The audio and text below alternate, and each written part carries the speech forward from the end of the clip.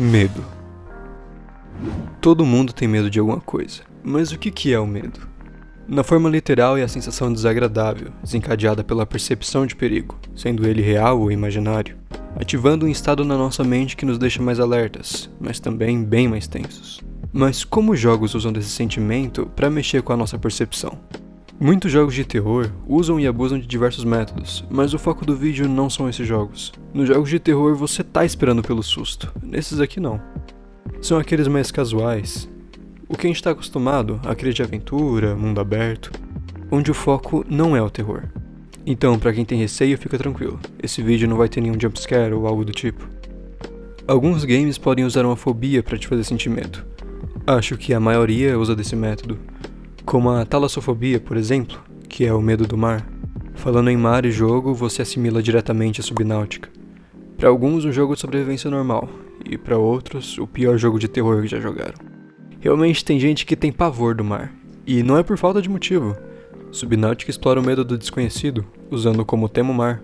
E na minha opinião, não existe junção melhor das duas coisas. Só conhecemos 5% dos nossos oceanos, então quem sabe o que pode ter lá embaixo? A beleza e paz da qual você nota na superfície não se equivale com a repreensão e o desconforto que você nota abaixo dela. E o mais interessante que notei sobre esse assunto é que o sentimento de medo é muito comparado com a ansiedade. Por exemplo, a maior porcentagem do que sentimos é algo que não existe, que tem uma probabilidade muito baixa de acontecer. A maior causa do desespero é nossa mente criando criaturas e receios que temos vindo do nosso próprio subconsciente. É psicológico. E o modo como o Subnáutica explora uma imensidão quase infinita, no qual você não faz ideia do que pode encontrar, estimulando o seu cérebro a criar um receio interminável, é genial. No game existe uma criatura que se chama Leviatã. Eu não vou falar nada, mas a reação do jogador já diz tudo.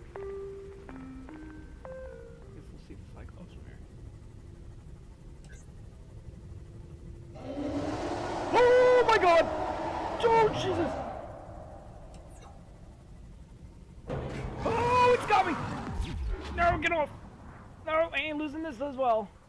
Screw you! E na internet é cheio de vídeos com as primeiras reações de quem encontra ele.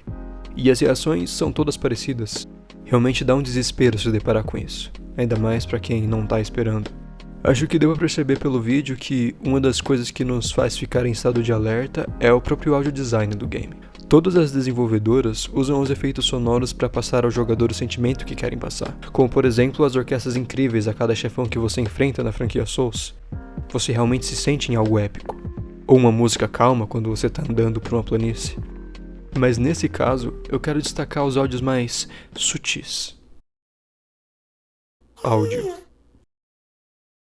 O que você escuta afeta diretamente na sua imaginação. Dependendo do som, seu cérebro te faz imaginar e reimaginar, te causando tensão a todo momento. E isso pode ser coisas leves, tá? Não necessariamente precisa ser um momento tenso. Acho que todo mundo aqui já se assustou enquanto estava minerando no Minecraft e escutou isso.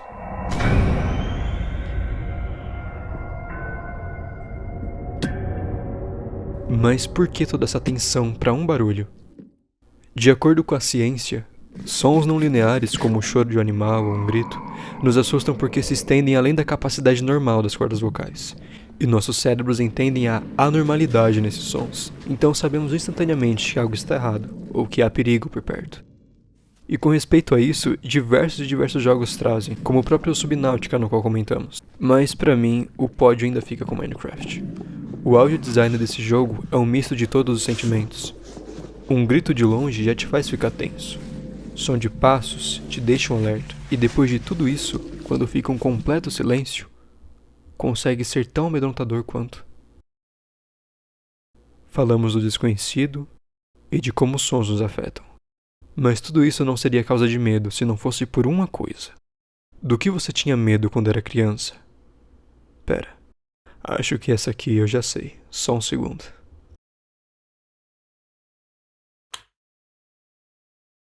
Escuro. Bom, medo do escuro ou nictofobia está incluso na lista dos 10 medos mais comuns da humanidade, e nem adianta negar. A maioria aqui tem um certo receio de lugar escuro. É natural do ser humano.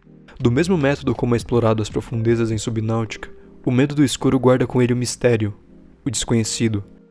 Um dos jogos que mais me deixaram assim foi Elden Ring e Zelda Tears of the Kingdom. Mas Elden Ring já é premeditado. A cada esquina tem um boss, até no lugar mais claro e calmo do jogo, você anda com receio. Já Zelda não tem esse tipo de proposta.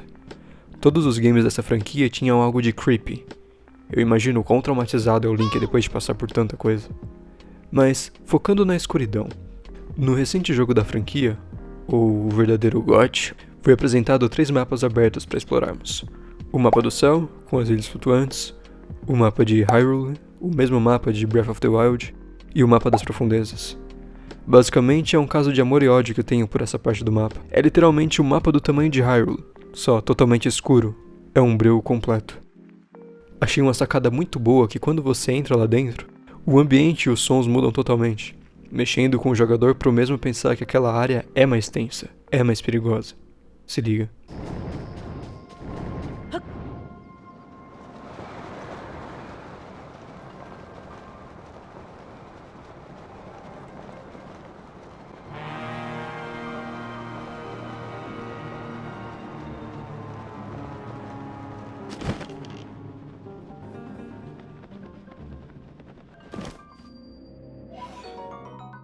E realmente as profundezas é a parte mais difícil do jogo. E essa imersão não existiria se o local estivesse iluminado. Mas não, você não enxerga 5 palmos à sua frente. E isso te deixa tenso o tempo todo, porque você não sabe o que pode encontrar, mas você sabe que vai encontrar alguma coisa. Enfim, é como na frase: você não tem medo de estar sozinho no escuro.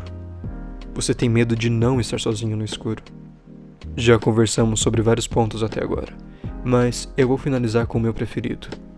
E como notou, um sempre vai conectar com o outro. Megalofobia.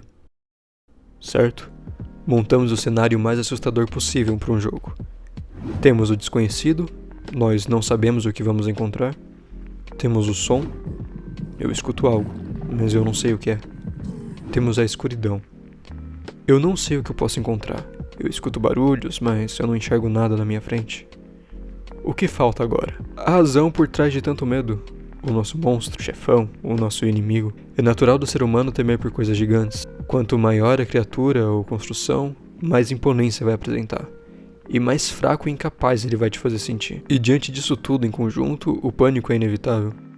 É assustador pensar o quão pequeno podemos ser diante de tanta coisa. Por isso, a justificativa de muita gente ter medo do mar. Lá pode ter algo tão grande e assustador quanto as histórias que conhecemos, como o Kraken. Kraken esse que aparece em Sea of Thieves é uma boa menção também. Eu poderia muito bem citar Shadow of the Colossus como exemplo, mas eu nunca senti um desconforto em enfrentar os colossos. Eu sentia mais o desespero de pensar como que eu ia derrotar um bicho daquele tamanho.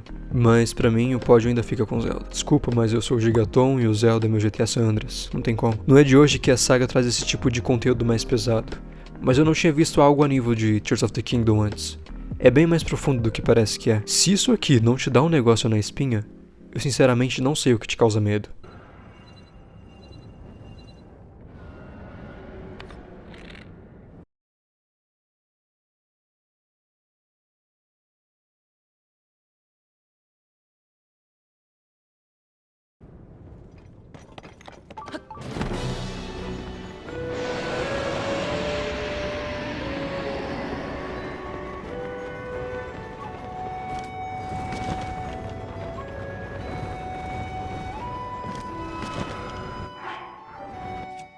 E se você começou agora no jogo e vê isso pela primeira vez, você desiste, você nem tenta.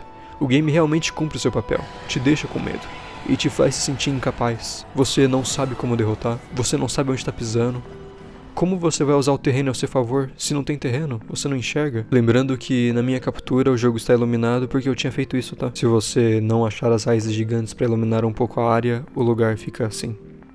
Bom, eles conseguiram captar toda a essência de tensão e transmitir através dessa exclusiva parte do game. E eu não vejo isso na franquia desde Majora's Mask. E a junção de medo com as fobias é genial. Isso é a prova de que um jogo não precisa ter gráficos fotorrealistas para mexer com o jogador, nem elementos super elaborados. Se você souber fazer o design, a nossa própria imaginação já faz o resto. Aliás, a nossa maior causa de preocupação e medo somos nós mesmos que criamos. Mas e aí, gostaram do vídeo? Qual jogo te faz sentir isso? Comenta aí embaixo. Não se esqueça de se inscrever e clicar no gostei, vai fazer com que o YouTube recomende o vídeo para alcançar novas pessoas, além de me ajudar muito. Enfim, valeu, abraços e toma cuidado. Há monstros por perto.